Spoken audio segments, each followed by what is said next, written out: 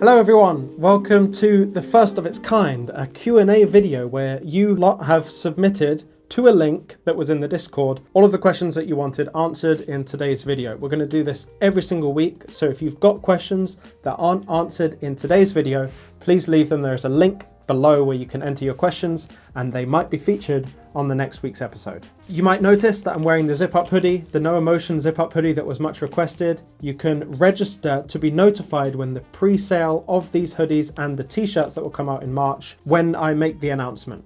Everyone who has registered for that email will actually know about it before anyone else on this channel or in this community. So if you want one, you got to put your name down. In today's video, we have 7 questions submitted by you guys, and I'm going to jump right into it now. If this new shift turns billionaires into trillionaires, millionaires into billionaires, and the average person into millionaires, will this not make wealth distribution an even bigger issue? Surely the average person who doesn't hold XRP will find it hard to survive. Two-pronged answer to that, in my opinion. And remember, this is all my opinion. You can have your own opinions just coming out of my own head here. I did the calculation on this, and the amount of wallets that actually exist in the world, I think it was like 7 million wallets, something like that. And the one question I want to actually bounce back to you guys is, how many wallets do you have that hold XRP? Even if it's dust, like 0.25 of an XRP. It's probably more than 1, it's probably more than 3, probably more than 5. I probably have about 10 different wallets that have a little trace amount of XRP, but I only use one wallet. So if we apply that across the board, and let's not just say everyone uses one wallet out of their 10, let's say they use one wallet out of maybe 5, for example. You can basically divide that 7 million number down by 5, and then you get an actual realistic amount of people that hold XRP. So it's actually more like 1.5 million people holding XRP. And then you got to look at the whole scale of that, right? There is a 1% that hold vast amounts of XRP. There's a good amount of people in the middle, but the majority actually holding very small amounts of XRP. So small amounts being from 10 XRP all the way up to 1,000 XRP. That is actually the vast majority of wallets holding that small amount. And so when you actually come to it and you look at people who are actually going to become millionaires from this, they're likely to be in that upper 75% of wallets, right? The lower 25% of wallets won't necessarily have enough. They're actually relying on a massive XRP price, let's say $1 million XRP price, to actually become proper millionaires, right?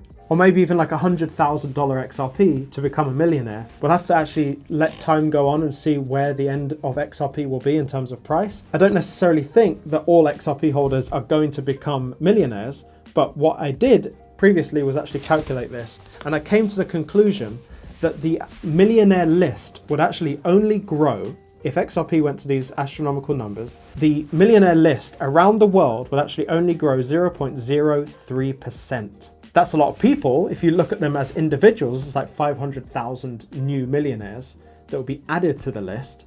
But across the globe, across 9 billion people, it's 0.03% growth in the millionaire list. I just don't think people care that much. I don't think the powers, if there are powers that are controlling everything, I don't think they care about that small addition to millionaires in the list. And let's say it's 0.04% when you include all of the other cryptocurrencies that are going to go up. It's still not going to make much of a difference. I would make the argument to say 0.1% makes no difference to them as well. Shifts the balance a little bit, but I don't think it's causing them great shakes. But the second part of that question was, do you think it makes the wealth distribution an even bigger problem? And I think it actually does. I think the scary thing about all of this is that there will be a bigger disparity between the rich and the poor. All that we're doing here is positioning ourselves in the best place for that instance to happen. We might not want that to happen for everyone, but at least we know this stuff. We try to tell people when it actually happens, you know, we have to have our hands clean in that and say, you know, we positioned ourselves properly from the research, knowing what was coming. We tried to tell you it's going to be tough from now on. However, that said, I don't think people who don't have XRP are going to be poor. I think people who don't have XRP are going to be poor in independence. There's going to be an independency richness as well. The more assets you have, like XRP, the more independence and sovereignty I believe you will have. And the lower you are in that scale, the lower amount of XRP you have. If you have no XRP, it's probably going to be the worst situation where you are completely reliant on the state for this universal basic income. Your money is completely programmable. You have no money outside of that system. And ultimately, you're not going to be upset about that. If you're one of those sheeple, you're not going to be upset about the fact that your money's programmed. You're going to think, okay, they're programming my money. They don't want me to buy steak because it's bad for the environment, and I am behind that. They want me to stimulate the economy, so they're giving me £30,000 a year just to spend on the economy, to get the economy going. I don't need to own anything, but I'll be happy. They will completely get on board with that, and I don't think it's going to be tough for those people. I think they're going to be quite happy in that situation. However, once you know that's not the place to be. You need to be in the right assets for that increased freedom and for that increased sovereignty.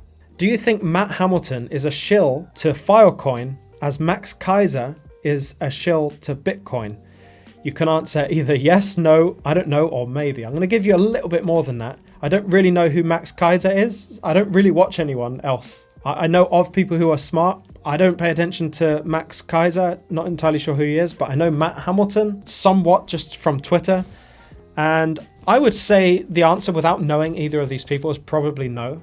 I think truly when people have an audience, I think there is actually this huge responsibility to actually talk about things that you truly believe in. I think Matt Hamilton's at a level where he's not going to be paid to shill Filecoin.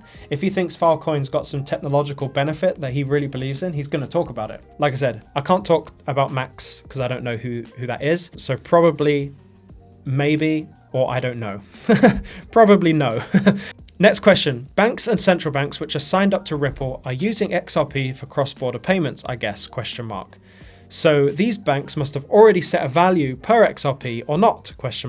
There's two parts to this question. That was the first one. Let's answer the first one. There is this thing, it's not so much a private ledger. There's a testnet ledger, right? So they're using a specific ledger. People call it the private ledger, but it's essentially, from my understanding, it's just a test ledger.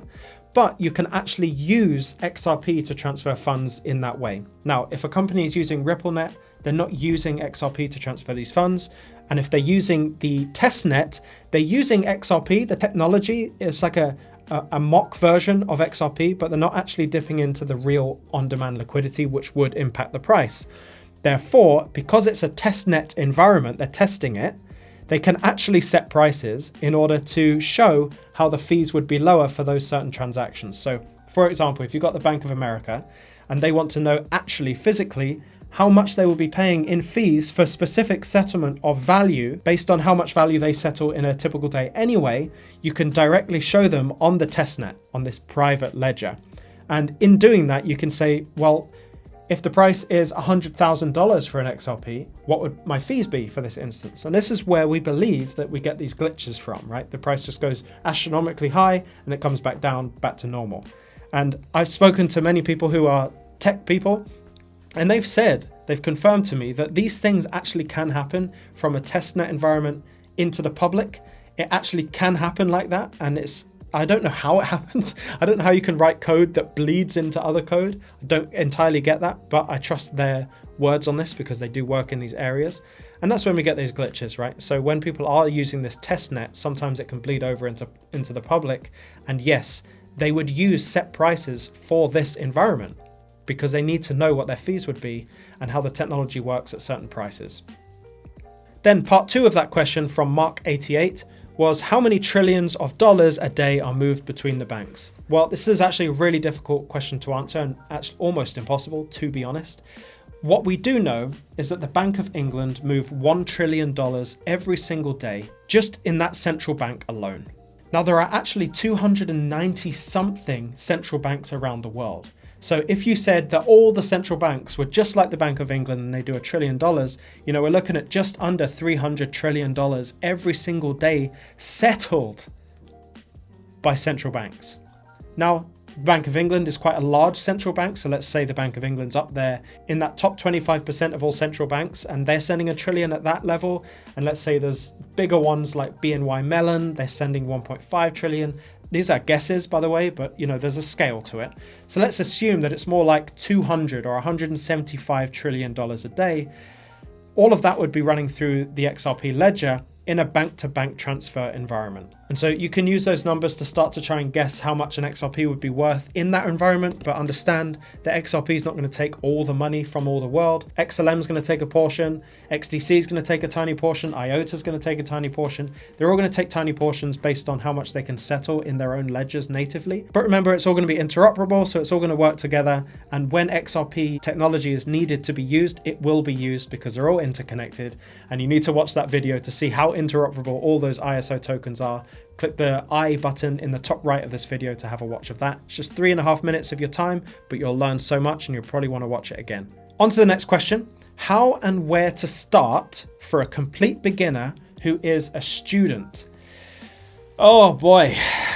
Well, that's a big question. And I will say, before I actually start to answer this question, I am in the process of creating my very first course. This course won't be really talked about on the channel. It will just exist under its own company and allowing people from Google who are searching to go and take this course. The aim is to take you from being an absolute beginner, as zeros, someone who knows nothing about crypto, nothing invested, but you want to learn. It's going to bring you from that point all the way up to completely understanding how the financial system works, the problems with that, and the assets that are in position to take over to best inform you of where to best position your assets based on your own information and research. So that's going to be a massive course. It's truly going to be the biggest piece of work I've ever done. And I'm very, very excited for it. But you want some answer in this video, don't you? So let's do that now. So I think the first thing, if you're a complete beginner, you need to understand that what you do and how you exist in normal life is exactly how those who are controlling the narrative want it to be. So our base setting, as soon as we're born, we get a barcode basically on our birth certificate and we're in the system and we go through life in that system based on the rules that other people have set for the system. Okay, so we first have to understand that not everything is as it seems. Understanding that, you then have to start to realize that the narratives that are fed through mainstream media are needed to be spread to allow people to stay in the system that they're in that wheel. School, as well, as I heard you're a student, school is just another way to keep you in the system, limiting free thought and innovation of your own mind and improvement of your own mind to become more sovereign. I think the natural progression and the best starting place for learning about all of this is understanding how banks work, how money works, what money is actually and how it runs in the background. Obviously, I'm biased towards this whole area because XRP and these assets we talk about, they are completely financially based. But I do think if the world is going to change, which we have reason to believe it will, the money is going to be sorted out first by those who make the money. Those who make the money are the banks and the institutions and these massive entities that basically control the regulation around the movement of money. So if you can figure out how they are going to make money, you can also inform yourself on how you're going to make money. And then, of course, we'll go into this in the course and everything, but understanding the basics of how to send and receive money from a wallet is really, really important because obviously the cold storage wallets are arguably the most important element of all of this in terms of securing your assets and making sure no one can touch them. That's a little brief overview of where I would start. I think that if you're a student, doesn't matter at all, really. I think everyone's a student in life and everyone's ready to learn. So regardless of your age, it makes no difference, the advice there. Get started, understand, see what's happening underneath peel back the wallpaper and see what's really going on. And I think the whole world gets unlocked to you. You can't see it differently after that. Hey Lou, what 2 tokens would you hypothetically hold other than the 3 X's and why? The 3 X's being, of course, XRP, XLM, and XDC. What other 2 tokens? Well, I think that's a relatively easy answer. I think I would go for HBAR and Quant. Quant being the overledger, the one that kind of oversees and makes everything interoperable. It's going to be an absolute monster. And HBAR, who already have these partnerships with the military and the way their secure hash graphing technology works is already being used. I think these are 2 assets to position yourself in as we move into this whole interoperable ecosystem that I talked about again in that video in the top right of the screen. The only problem is HBAR is quite hard to hold in cold storage, so that's the only kind of problem there. But then there are others, IOTA, Algorand. IOTA and Algorand are also 2 other great decisions. I wouldn't necessarily move outside the ISO tokens, but completely up to you. And the final one is about this library decision.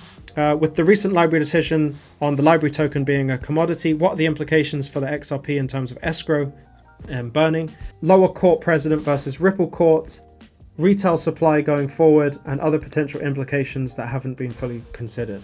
I'm actually going to answer this by not answering all of that because my technical knowledge about all of this isn't great and I don't want to be giving information that I don't fully understand.